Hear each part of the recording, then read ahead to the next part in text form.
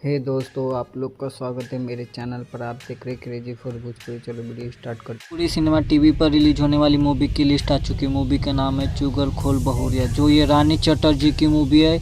इसका कुछ दिन पहले ही फर्स्ट लुक पोस्टर और ट्रेलर आया था। इसका ट्रेलर 6 सितंबर को आया था और भाई ये टीवी पर भी रिलीज होने के लिए तैयार हो गया। क्या बात है। और इसके साथ अमरपाली दुबे जी का न्यू मूवी का फर्स्ट लुक पोस्टर आया था, साइकिल वाली दीदी, जिसका भाई ट्रेलर का भी रिलीज डेट आया था। कल ही इसका फर्स्ट लुक पोस्टर आया था और इसका ट्रेलर कब रिलीज होने वाला है इसका भी रिलीज डेट आ चुका है। तो ऐसा ही अपडेट पाने के लिए मेरे चैनल को सब्सक्राइब करके रखो। भोजपुरी का हर खबर सबसे पहले मेरे चैनल पर आता। अमरपाली दुबे की मूवी साइकिल वाली दीदी, इसका ट्रेलर 12 सितंबर को रिलीज हो रहा।